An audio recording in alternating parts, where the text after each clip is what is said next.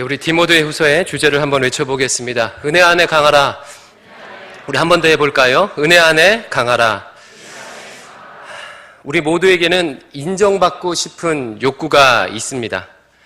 다른 말로 하면 쓰임받고 싶은 욕구죠. 이것이 얼마나 강력하냐면 프로이드라는 그 심리학자는 인간은 성욕 그리고 인정 욕구를 충족시키기 위해 행동한다라고까지 말했습니다. 그러니까 인정받고 싶은 욕망, 쓰임받고 싶은 욕구가 굉장히 강한 것이죠. 그래서 누군가에게 꽃으로 살고 싶고 누군가에게 의미 있는 인생을 살고 싶은 것이 우리 인간의 본성입니다. 그리고 이것이 잘 충족되지 않으면 우리의 존재감을 잃어버리거나 삶의 의미를 잃어버리기도 합니다. 한번 상상해 보십시오. 내가 회사를 갔는데 그 회사에서 돈을 많이 주지만 인정을 잘 못 받아요.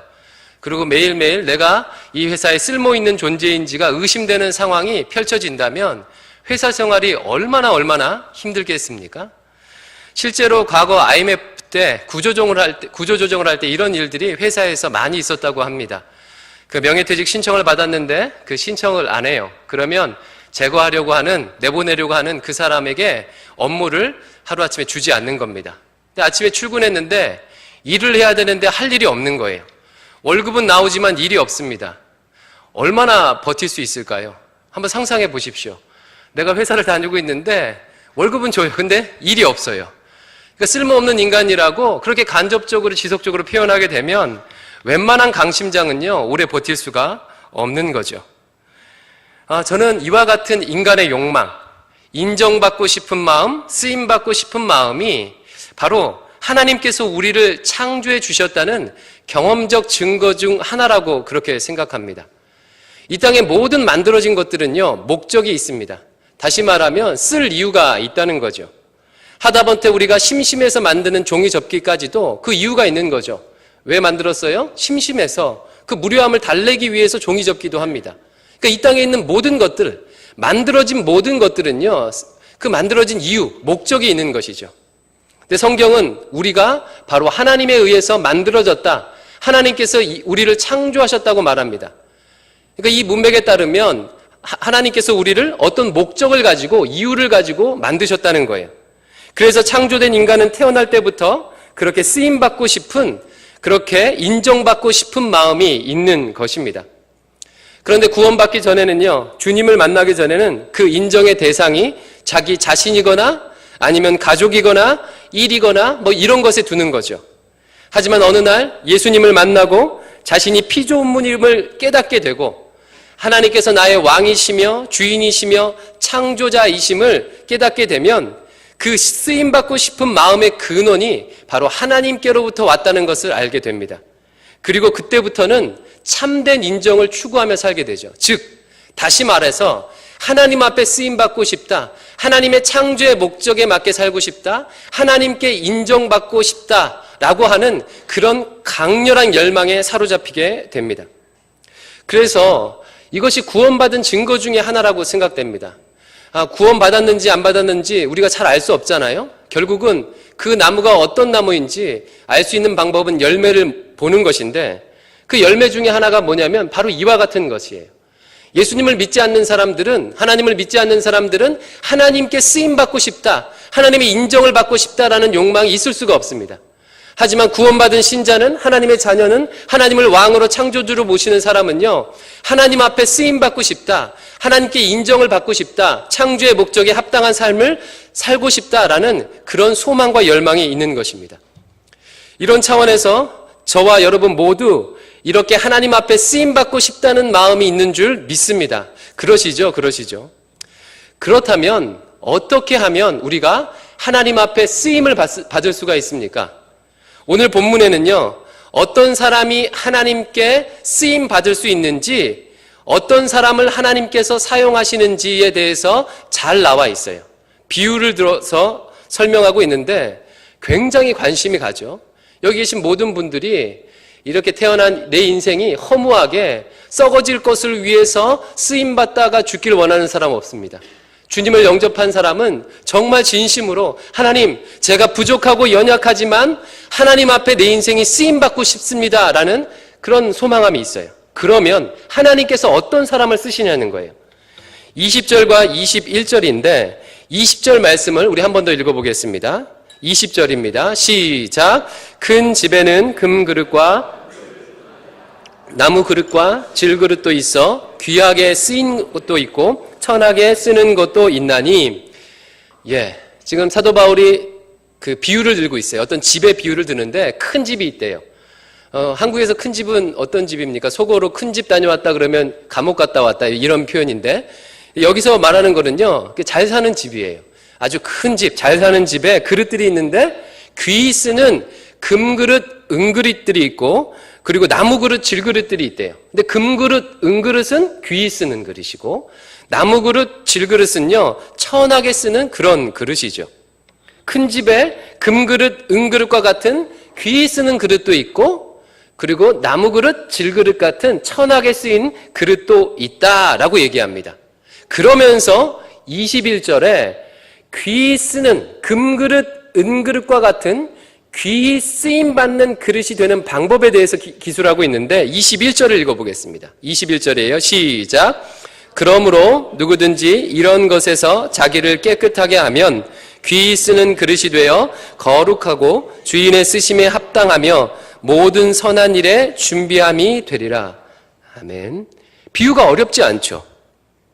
집안에 금그릇, 은그릇처럼 귀 쓰는 그릇도 있고 나무그릇, 질그릇처럼 천이 쓰이는 그릇도 있는데, 금그릇, 은그릇처럼 귀 쓰는 그릇이 되려면 어떻게 해야 된다고요? 이런 것에서 자기를 깨끗하게 하면 주인이 금그릇, 은그릇 같은 귀 쓰는 그릇으로 사용하신다는 거예요. 자기를 깨끗하게 하면 금그릇, 은그릇처럼 주인이 선한 일을 위해 쓰기에 거룩하고 합당한 그릇으로 준비될 수 있다고 얘기하고 있습니다. 이것이 이 비유의 핵심이에요. 간혹 이 비유를 이렇게 해석하기도 합니다. 간혹 이 비유를 어떻게 해석하기도 하냐면, 하나님 나라에는 다양한 사람들이 있어. 금그릇, 은그릇처럼 좋은 출신이나 실력, 나무그릇처럼 부족한 배경이나 실력을 가진 사람이 있어. 그런데 중요한 건 네가 금수저냐, 은수저냐, 흙수저냐 이런 게 중요한 게 아니라, 그것과 상관없이 깨끗하게 준비되면 하나님 앞에 쓰임받을 수 있어 라고 해석하는 그런 해석들도 있어요. 어찌 보면 이와 같은 해석이 좀 더 감동적이죠. 그렇죠? 일종의 역전이 있잖아요. 그래, 내가 흙수저지만 그리고 흙수저지만 나무수저지만 내가 하나님 앞에 깨끗하게 준비되면 쓰임받을 수 있구나 라는 감동이 좀 있습니다. 그리고 이와 같은 해석은 성경적으로 벗어나는 게 아니에요. 성경은 우리를 질그릇에서 비유하고 있기 때문에, 그런 구절들도 있기 때문에 그래요. 하지만 이렇게 해석할 경우 오늘의 지금 본문의 강조점을 흐릴 수가 있어요. 오늘 본문은요, 문법적으로 보거나 아니면 오늘 본문은 문학적으로 보거나, 지금 오늘 본문의 비유는요 그것을 강조하고 있지 않습니다. 네가 별 볼 일 없으나 깨끗하면 쓰임받을 수 있다고, 나의 별 볼 일 없음이 깨끗함으로 인한 쓰임받음, 쓰임받을 수 있다고, 그런 역설을 지금 강조하고 있지 않다는 거예요. 그러니까 나의 별 볼 일 없음과 깨끗함으로 인한 쓰임받음, 이 두 가지를 얘기하면서 이와 같이 역설적인 삶을 살 수 있어 라고 강조하고 있지 않고, 물론 이것이 감동적이긴 하지만 오늘 본문은요 비유의 핵심은 뭐냐면 단 한 가지만 지금 강조하고 있어요. 뭐냐면 깨끗함입니다. 깨끗함이에요. 너희들이 정말로 하나님 앞에 쓰임받으려면, 금그릇처럼 은그릇처럼 쓰임받으려면 주님 앞에 깨끗하면 그렇게 쓰임받는다라고 깨끗함을 강조하고 있어요. 이것이 바로 성경이 말하는 하나님께 쓰임받을 수 있는 조건이에요. 오늘 디모데후서는요 하나님 앞에 쓰임받을 수 있는 조건을 단 한 가지만 얘기하는데 뭐예요?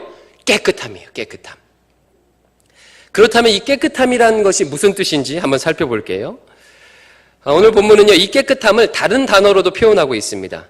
다른 단어 21절 말씀 보니까, 이런 것에서 자기를 깨끗하게 하면 귀 쓰는 그릇이 되어 거룩하고 라고 표현하고 있는데, 여기서 거룩하고 라는 단어가 이 깨끗함이랑 같은 뜻이에요. 그러니까 깨끗함, 이 거룩함이 하나님 앞에 쓰임 받을 수 있는 조건이라는 거예요.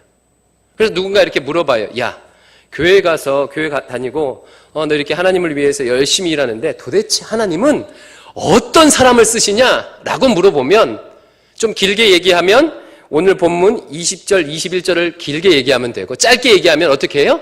하나님은 깨끗한 사람을 쓰셔. 깨끗이 무슨 뜻이야? 뭐 몸이 깨끗한 건 아닌 것 같고 깨끗이 무슨 뜻이야? 깨끗함이란 거룩함이야 라고 대답하시면 되는 거예요. 거룩함. 이것이 바로 하나님께서 신자를 사용하시는 그런 조건이에요. 다른 것, 세상에서는요, 스펙도 있어야 되고, 배경도 있어야 되고, 실력도 좋아야 되죠. 몸도 건강해야 되고, 기왕이면 외모도 좋아해요. 이런 것들이 조건이라면, 하나님 앞에 쓰임받을 수 있는 조건은요, 이런 거 다 필요 없이, 단 한 가지가 있는데 그것이 뭐라고요? 깨끗함, 거룩함이라는 거예요. 본문이 지금 이걸 강조하고 있어요.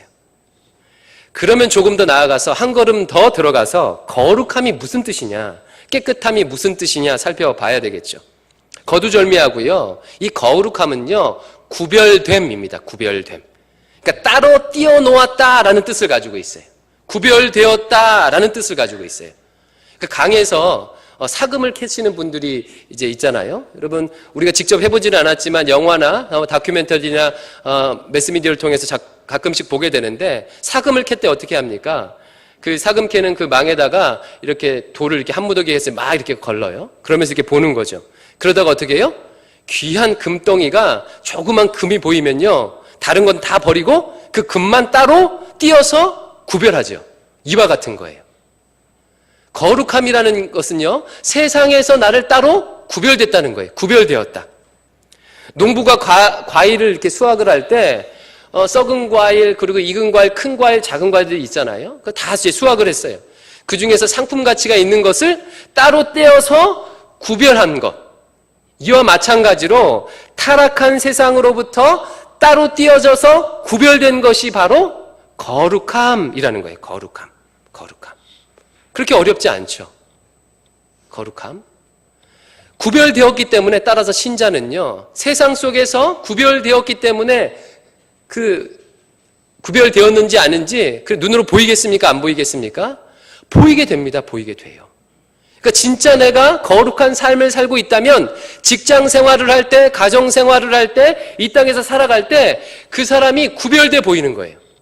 만약 구별됨이 없으면 지금 나는 어떻게 살고 있는 거예요? 거룩하지 않게, 깨끗하지 않게 살고 있다는 뜻이에요. 당연히 구별돼 보이는 것입니다. 예를 들어서 지금 예배를 드리는데 많은 청년들이 있잖아요. 그런데 외국인이 여기 한 명 딱 앉아 있어요.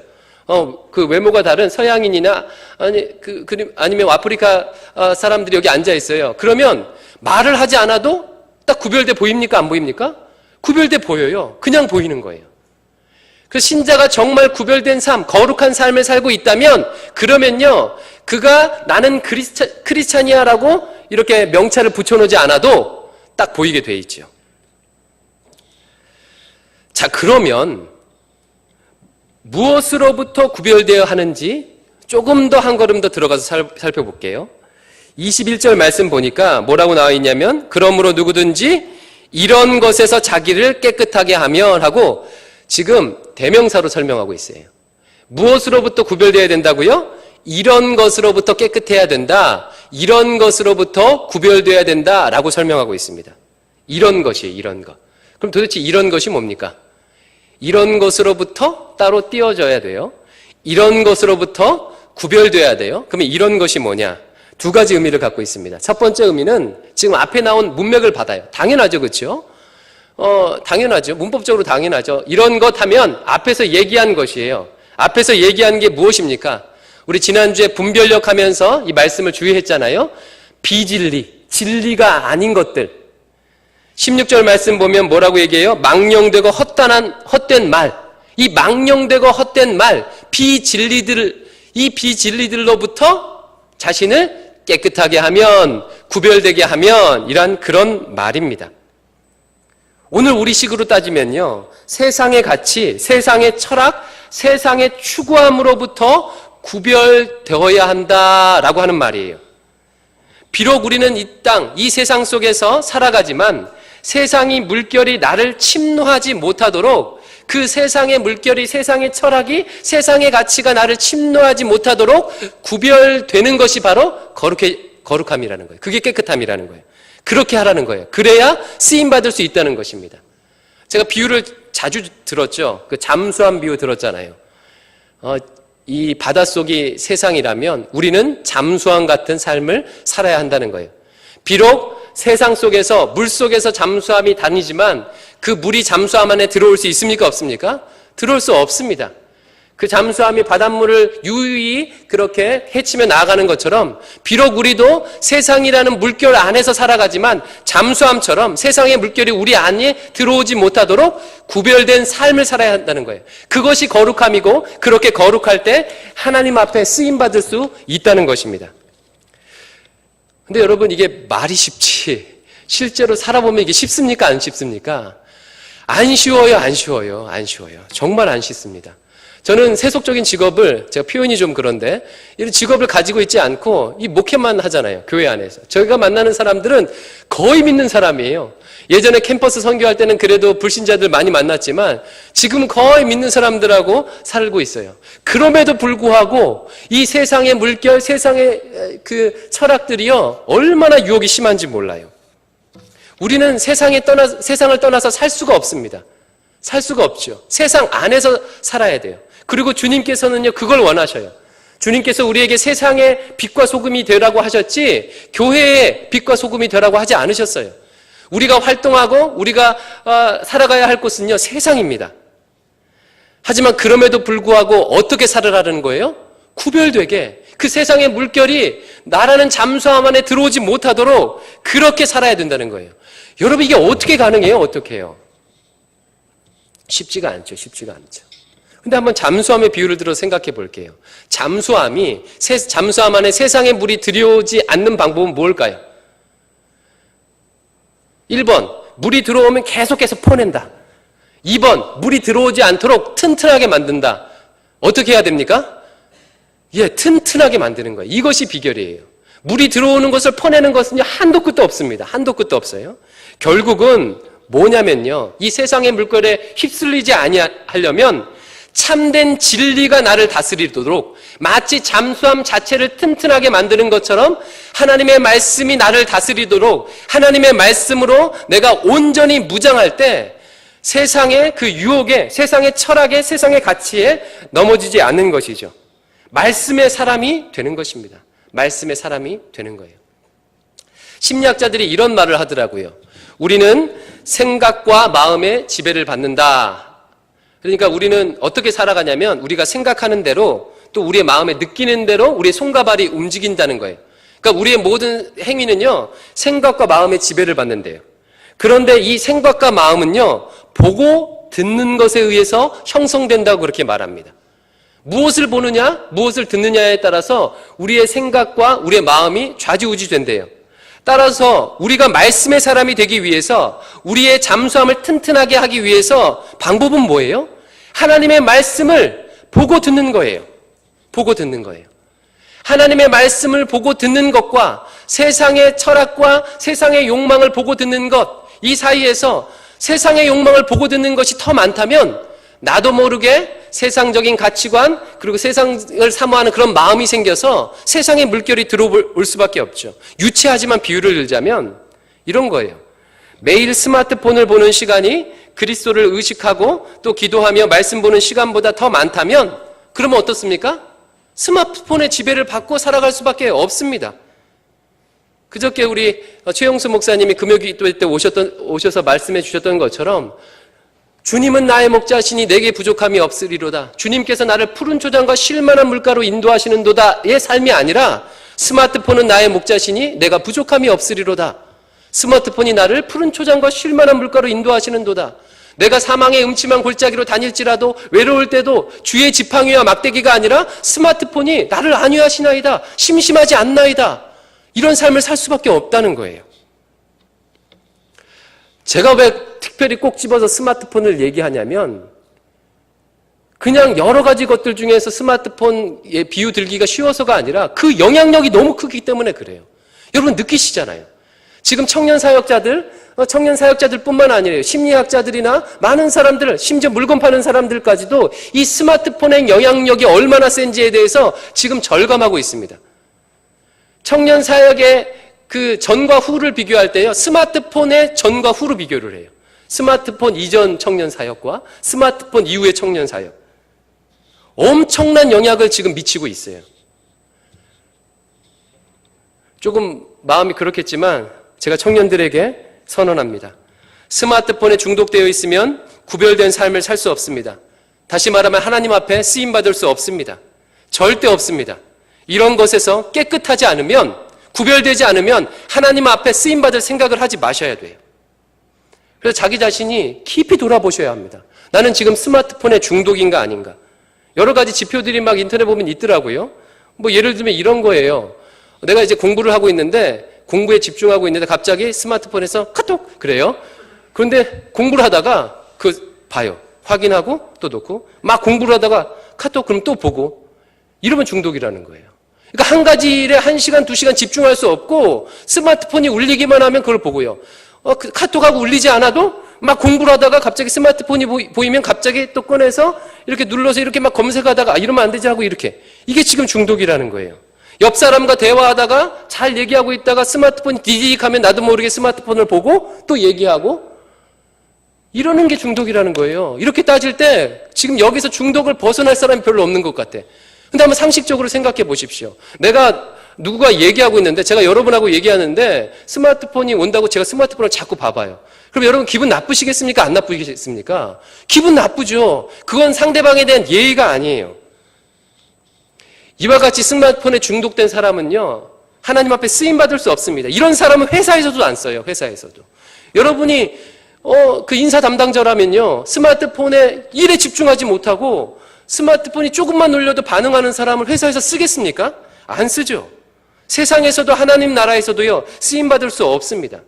신자가 넘어지는 것은 엄청난 죄 때문이 아니에요. 사단마귀는 어리석지 않습니다. 야, 너 살인 저질러, 너 도둑질해, 이런 것으로 넘어뜨리는 게 아니라 우리가 쉽게 간과하는 것들을 통해서 우리를요, 깨끗하지 못하도록, 구별되지 못하도록 나도 모르게 그렇게 살게 만드는 것이죠. 따라서 우리는요, 아주 깊이 내 삶을 돌아보면서 결단하는 일들이 있어야 합니다. 결단하는 일들이 있어야 돼요. 물론 쉽지 않아요. 그죠? 쉽지 않아요. 그래서 내가 뭐를 보고 뭐를 듣는가 깊이 생각해 보시기 바라요. 잠수함을 튼튼하게 만드는 것이 방법입니다. 그러기 위해서는 하나님의 말씀에 사로잡혀야 하고 24시간 365일 호흡처럼 주님과 동행하는 삶을 살아야 돼요. 그래야 우리는 세상의 물결을 이길 수 있습니다. 이것이 첫 번째, 이것으로부터는 앞에 나오는 헛된 철학과 망령된 말, 헛된 철학과 사상, 이런 것으로부터 깨끗하게 하라가 1차적인 의미고, 두 번째로 이런 것으로부터 깨끗하게 하라, 이런 것이 무슨 의미냐면요, 22절입니다. 22절 한 번 더 읽어볼게요. 22절 말씀을 같이 읽어보겠습니다. 22절입니다. 예, 같이 우리 성경을 보면서 읽겠습니다. 또한 시작. 또한 너는 청년의 정욕을 피하고 주를 깨끗한 마음으로 부르는 자들과 함께 의와 믿음과 사랑과 화평을 따르라. 예. 또한 너는 청년의 정욕을 피하고 주를 깨끗한 마음으로 라고 하면서 21절에 나오는 깨끗하게 하면과 같은 단어를 사용하면서 정욕을 피할 것을 말합니다. 그래서 두 번째 의미는 뭐냐면 정욕으로부터 구별되는 거예요. 앞에는 그 헛된 철학과 그런 헛된 사상으로부터, 비진리로부터 구별되는 것이라면 여기서는요, 정욕으로부터 구별되라는 것입니다. 정욕으로부터 자기 자신을 구별되어 깨끗이 지킬 때, 깨끗하게 할 때 하나님 앞에 쓰임받을 수 있다는 거예요. 그러면 이 정욕이 또 무슨 뜻인지 우리 해석해 봐야 되겠죠. 정욕은 다른 말로 탐욕으로 번역될 수 있어요. 성경 안에서, 신약 성경 안에서 이 정욕, 탐욕이라는 단어가 주로 어디와 같이 함께 쓰이냐면요, 재물에 대한 탐욕, 재물에 대한 정욕에 주로 많이 쓰이고, 또 성욕, 성적인 욕망의 탐욕이라는 단어를 많이 붙여요. 그리고 지배욕, 권력욕에 또 탐욕이라는 말을 붙입니다. 또 심지어는요, 식욕 있죠, 식욕. 식욕에도 이 탐욕을 붙여요. 그래서 골로새서 말씀 보면 너희 신은 배요예요. 우리가 배를 신처럼 섬긴대요. 그러니까 먹을 것을 심처럼 섬긴다. 이럴 때 사용을 해요. 근데 한번 생각해 보십시오. 돈에 대한, 재물에 대한 소유욕, 그리고 성적인 욕망, 그리고 다른 사람에게 영향력을 미치고 싶은 이런 권력욕, 지배욕, 권력욕, 그리고 먹고 싶은 마음은요, 그 자체로 죄입니까? 아닙니까? 그 자체로 죄이면 큰일 나죠. 그러면 어떻게 우리가 식욕이 생길 때마다 우리는 죄를 범하는 거예요. 예, 그러면 이제 살 수가 없습니다. 그 자체로는요, 죄가 아니에요. 자연스러운 본능입니다. 본능이에요. 근데 이와 같은 자연스러운 본능, 그러니까 물건을 갖고 싶고 이런 마음들은요, 자연스러운 마음이에요. 본능이에요. 이 자체로는 죄가 아니에요. 하지만 탐욕으로 부를 때는요, 어떨 때 이와 같은 자연스러운 본능을 탐욕이라고 부르냐면, 절제되지 않을 때 탐욕이라고 불러요. 그래서 탐욕의 정의는 이렇게 생각하시면 됩니다. 절제되지 않는 욕망이에요. 외우셨죠? 탐욕이 뭐라고요? 성경에서 말하는 탐욕이 뭐라고요? 절대되지 않는 욕망, 절제되지 않는 본능, 이것이 바로 탐욕이에요. 소유하고 싶은 마음이 있는데 절제되지가 않는 거예요. 성적인 욕망이 있는데 이것이 절제되지 않는 것입니다. 다른 사람에게 영향력을 미치고 싶은 욕망, 권력욕이 있는데 이것이 절제되지 않는 거예요. 마치 길들여지지 않는 야생마를 생각하면 돼요. 그래서 절제라는 단어는요, 야생마를 길들이다라고 할 때 그럴 때 사용하는 거예요. 길들이는 거. 길들이지 않는 야생마를 타려고 하면 어떤 일이 벌어지죠? 옆에 갔다가 뒷발에 맞게 됩니다. 다치게 돼요. 탈 수가 없어요. 떨어지게 됩니다. 따라서 절제되지 않는 욕망을 가지고 있는, 다른 말로 하면 탐욕이 있는 사람 옆에 가면 어떻게 됩니까? 우리가 고통받게 돼 있어요.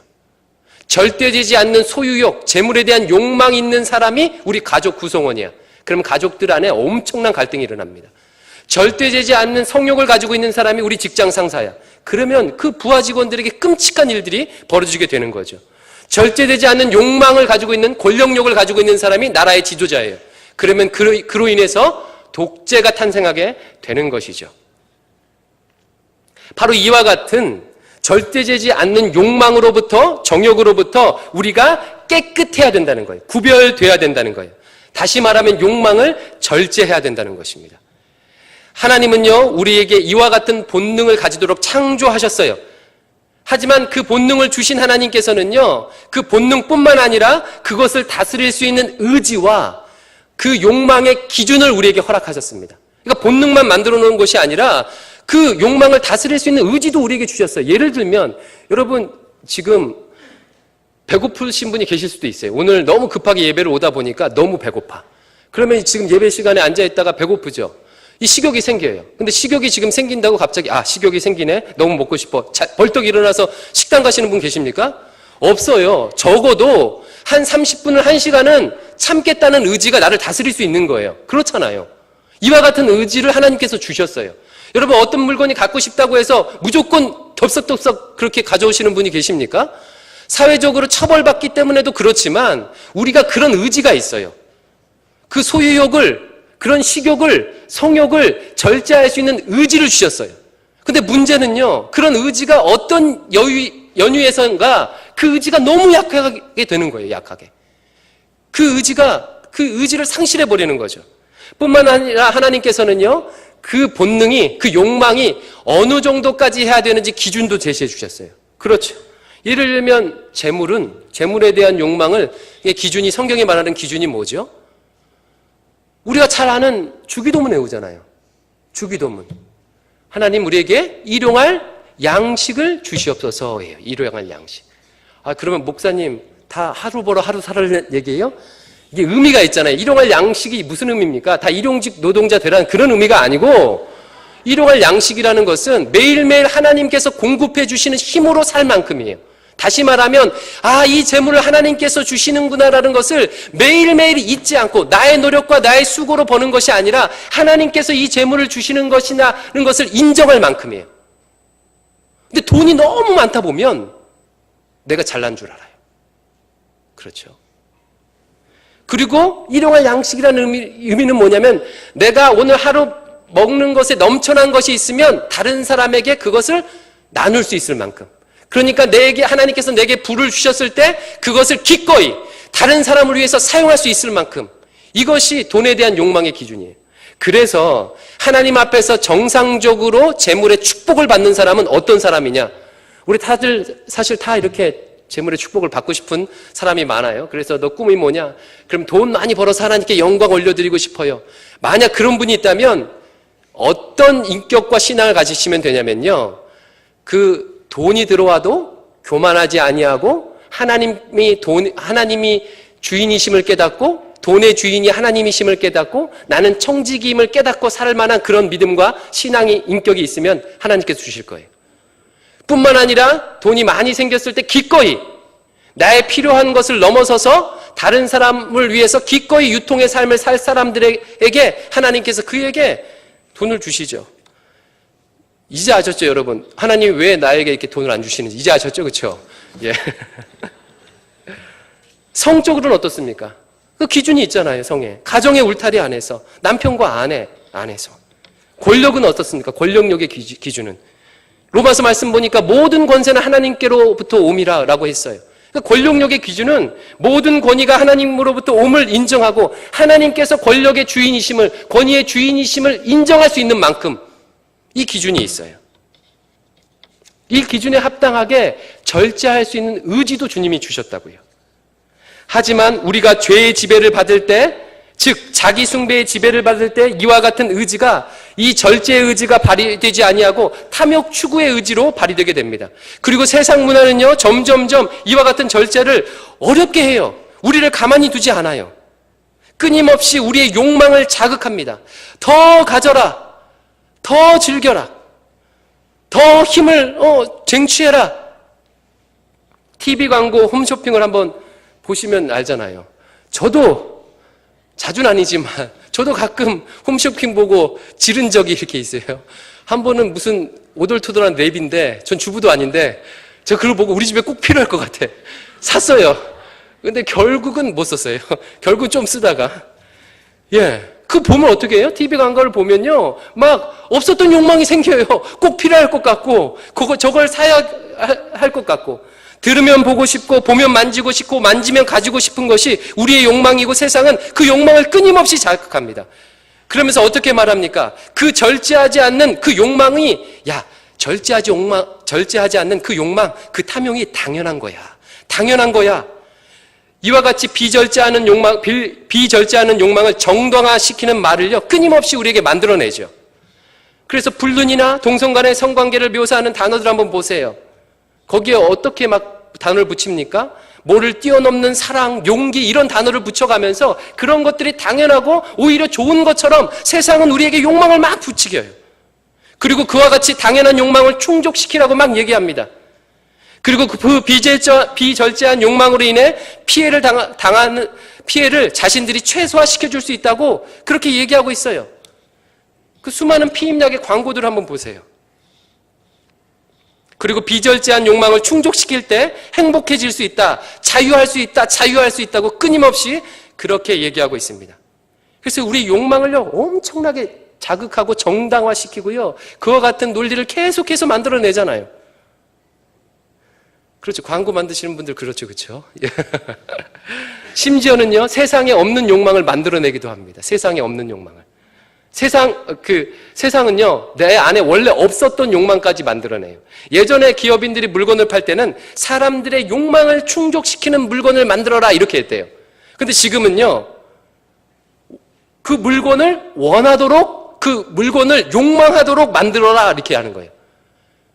그렇게 이제 광고를 만들고 그렇게 기업들이 카피를 한답니다. 그러니까 그걸 보지 않았으면 내가 욕망이 없었을 텐데 그걸 보고 나니까 막 욕망이 이제 생기는 거예요. 그러니까 내가 욕망이 있기 때문에 그걸 사는 게 아니라 보지 않았으면 욕망이 없었을 텐데 그 욕망까지도. 이와 같이 이 세상 속에서 그럼에도 불구하고 하나님은 우리에게 깨끗하라라고 그렇게 얘기합니다. 그 욕망들로부터, 탐욕으로부터 구별된 삶을 살아라라고 얘기합니다. 아까 얘기했듯이 우리는 보고 듣고 만지는 것에서 영향을 받고 있어요. 이와 같이 세상의 물결이 이렇게 거센데 어떻게 우리 청년들이 이 욕망을 절제할 수 있을까? 저는 정말 너무너무 걱정이 돼요. 제 자신을 봐도 그렇고 교회의 울타리 안에 살고 있는 저도 이렇게 힘든데 우리 청년들이 어떻게 할 수 있을까? 너무나도 걱정이 돼요. 그래서 제가 기적처럼 생각하는 일이 하나 있는데 뭐냐면요. 주일 예배 이렇게 와서 1시간, 1시간 반 드림에도 불구하고 신앙을 유지하는 사람을 보면요. 정말 신기해요. 너무너무 신기해요. 저는 일주일 내내 설교 준비하면서 말씀 듣고 많이 보잖아요. 그런데도 유혹을 받거나 넘어질 때가 너무 많아요. 근데 어떤 신앙인들은요, 주일 예배 딱 1시간, 1시간 반 예배 드리는데, 근데 계속 신앙을 유지해요. 저는 이게 기적이라고 생각을 해요. 어떻게 할 수 있을까? 정말로 걱정과 염려가 됩니다. 근데 오늘 말씀 보니까 그 정욕을 이길 수 있는 그런 방법을 얘기하고 있는데, 22절 말씀 보세요. 또는 너는 청년의 정욕을 어떻게 하라고요? 피하라 라고 해요. 피하라. 예. 성경에서는 죄에 대해서는 싸우라고 하는데 정욕에 대해서는요, 피하라고 해요. 왜? 너무 세니까, 너무 세니까. 정욕은 가까이 가면 이길 수 있는 게 아니에요. 여러분, 욕망을 이길 수 있는 것은 세상에 아무것도 없습니다. 세상에서 가장 강한 게 뭐예요? 우리 욕망이에요. 어떤 철학이나 어떤 신념이나 어떤 이론보다도 강력한 것이 욕망이에요. 예를 들면 공산주의가 왜 망했어요? 이 욕망 때문에 망했잖아요. 공산주의 그 자체 이론만 보면요, 같이 벌어서 같이 잘 나눠 쓰자, 좋은 얘기인데 왜 망했어요? 열심히 일해도 똑같이 나눠주는데 누가 열심히 일하겠어요? 덜 일하고 싶지. 이런 덜 일하겠다는, 내 편하고자 하는 이런 욕망을 이 공산주의 이념과 신념이 이길 수가 없는 거예요. 자유주의는 어떻습니까? 자유주의 시장 경제가 가지고 시장 경제의 원리보다 더 강한 게 뭐예요? 인간의 욕망이에요. 시장에게 맡기게 되면 알아서 시장이 이렇게 잘 움직일 것이다, 가격을 형성해서 움직일 것이다 라고 했는데 막상 어떻습니까? 시장에게 다 자유를 맡기게 되니까 인간의 욕망이 절제할 수 없어서요, 벌고 싶은 사람이 더 버는 거예요. 그 법망을 피해서 더 버는 거예요. 더 가지려고 하는 거예요. 이 욕망을요, 이길 수가 없는 거예요. 따라서 어떻게 해요? 피해야 돼요. 스마트폰 이기려면 어떻게 해야 돼요? 옆에 놓고는요, 이길 수가 없어요, 이길 수가. 피해야 돼요. 그러니까 2G폰이나 3G폰으로 바꾸세요. 혹시 스마트폰 계에서 일하시는 분들 죄송합니다. 저희 집도요, 정말 이것 때문에 엄청 싸우죠. 그래서 한때는 딱 퇴근하고 애들을 학교하고 집에 오면 무조건 스마트폰을 그 식탁 옆에 바구니에 놓기로 했어요. 근데 이게 잘 안 지켜지는 거예요, 식탁에. 그리고 핑계가 이래요. 거기다 놓으면 충전해야 되는데 충전도 안 되고.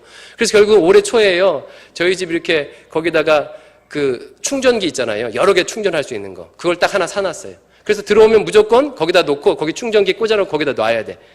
근데 쉽지가 않아요. 쉽지가 않아. 정말 쉽지가 않아요. 이렇게라도 발버둥 쳐야 돼요. 지금 고난주간이 있을 때, 사순절 기간일 때 미디어 금식을 한다거나 이렇게 하면서 피해야 합니다. 이게 방법이 없어요. 그런데 더 적극적이고 좋은 방법이 있는데, 오늘 22절 말씀 보니까 뭐라고 얘기해요? 한 번만 더 읽어볼게요. 22절이에요. 주를 깨끗한 마음으로 부르는 자들과 함께 의와 믿음과 사랑과 화평을 따르라. 이것이 좀 더 적극적인 방법이에요. 그러니까 다시 말하면 뭐냐면, 그 욕망보다 더 좋은, 더 기쁨과 더 큰 행복을 주는 것을 만나야 돼요. 비절제된 욕망보다 더 강력한, 내게 더 강력한 기쁨과 더 강력한 행복을 주는 것을 우리가 맛볼 때 그 욕망을 우리가 이길 수 있다는 거예요. 무슨 얘기인지 아시겠죠? 예를 들어서 스마트폰 얘기 나왔으니까 지금 최신형 스마트폰을 사용하는 사람에게 4, 5년 전에 나온 스마트폰 주면 쓰겠습니까? 안 쓰겠습니까? 안 쓰죠. 여러분 집에 이렇게 굴러다니는 거 있잖아요. 안 써요. 안 써. 더 좋은 것을 만나면 더 나쁜 것을 안 쓰는 거예요. 따라서 그 정욕을 이기는 방법은 뭐냐면, 하나님께서 주시는 의와 믿음과 사랑과 화평의 맛을 볼 때, 의와 믿음과 사랑과 화평을 경험하게 될 때 그 욕망을 이길 수 있다는 거예요. 심리학적으로도 그렇죠. 중독에 걸려서 절제하지 못하는 사람들의 그 원인을 살펴보게 되면 어렸을 때 사랑을 못 받아서, 그리고 스트레스를 많이 받아서 이런 게 나오잖아요. 그런데 충분한 사랑을 받고 충분한 교제를 누리고 그리고 해야 할 사명이 있고 의로움에 대한 욕망이 있으면 그 욕망에 대해서, 그 탐욕에 대해서 관심이 없는 거예요. 이것이 적극적인 방법이에요. 그걸 하라는 거예요. 주를 깨끗한 마음으로 부르는 이 사람들과 함께 그 탐욕이 줄 수 없는 엄청난 가치, 의와 믿음과 사랑과 화평을 경험해라. 하나님의 공의를 위해서 인생을 드리고 하나님에 대한 믿음의 역사를 꿈꾸면서 그리고 형제자매의 사랑을 누리고 하나님의 사랑을 누리고 그리고 참된 샬롬, 화평을 누릴 때 우리가 이것을 이겨나갈 수 있다는 거예요. 그래서요, 우리가 왜 정욕에 이렇게 약해요? 왜 약해요? 왜 정욕에 자꾸 넘어져요? 이 공동체 안에서 신앙생활하면서 이 의와 믿음과 사랑과 화평을 못 누리기 때문에 그래요. 쉽게 말하면 은혜를 못 받아서 그래요. 하나님의 말씀이 너무나도 내 가슴 속에 살아있고 같이 함께 모여서 말씀을 공부하며 하나님 나라를 위해서 꿈꾸며 말씀 드리는 것이, 찬양하는 것이, 주님과 교제하는 것이 정말 죽어있는 문자가 아니라 살아있는 문자로 내 가슴 속에 막 살아있으면 그게 그 정욕에 대해서요, 성욕, 식욕 이런 것이요 지배할 수가 없습니다. 따라서 방법은 뭐예요? 은혜 받아야 돼요. 은혜 받아야 돼요. 주님을 만나야 돼요. 내 안에 계신 예수님을 실제로 오늘 하루하루 삶 속에서 경험하며 누리며 주님과 동행하며 살아야 돼요. 주님과 연애해야 돼요. 그냥 종교 생활이 아니라 진짜로 신앙 생활. 성령께서 나를 사로잡아 주시고 성령께서 지배하며 참된 의를 꿈꾸는 생활, 정말로 사랑하는 생활, 믿음의 역사를 보는 생활, 이것을 경험해야 합니다. 말씀을 정리하겠습니다. 하나님 앞에 우리 모두는 쓰임받고 싶습니다. 쓰임받는 비결은 뭡니까? 깨끗할 때, 거룩할 때. 무엇으로부터 깨끗해야 합니까? 헛된 철학과 사상으로부터, 정욕으로부터 깨끗해야 합니다. 어떠할 때 우리가 깨끗할 수 있습니까? 이런 것으로부터 구별될 수가 있습니까? 의와 믿음과 사랑과 화평을 경험할 때, 그것을 쫓을 때, 주님과 동행할 때입니다. 이로써 내가 이제까지 쓰임받지 못함이 분명히 드러났습니다. 그 이유는 내 안에 헛된 욕망과 철학으로 가득 차 있기 때문입니다. 신앙생활하면서 하나님 앞에 내 욕망을 채워달라고 기도하기 때문에 그래요. 내가 하나님 앞에 쓰임받는 것이 아니라 하나님께서 나에게 쓰임받기를 원하는 방법으로 신앙생활해서 그렇습니다. 이제는 그 전이가 이루어져야 돼요. 하나님 앞에 쓰임받겠다. 그리고 정말로 주님과 동행하며 하나님의 의와 믿음과 사랑과 화평을 따르겠다. 이와 같은 결단이 우리 모두에게 있기를 주님의 이름으로 축원드립니다. 기도하겠습니다. 아버지 하나님 감사합니다. 오늘 말씀을 통해서 주께서 어떤 사람을 쓰시는지 깨닫게 해주시니 감사합니다. 감사합니다. 아버지 하나님, 이와 같은 모든 것들로부터 구별되길 소망합니다. 구별된 삶을 소망합니다. 이것을 위해서 주님과 깊이 동행하며 주의 음성을 들으며 성령 충만함을 가지고 의와 믿음과 사랑과 화평을 쫓는 삶을 살 수 있도록 인도하여 주시옵소서. 예수님 이름으로 기도드립니다. 아멘.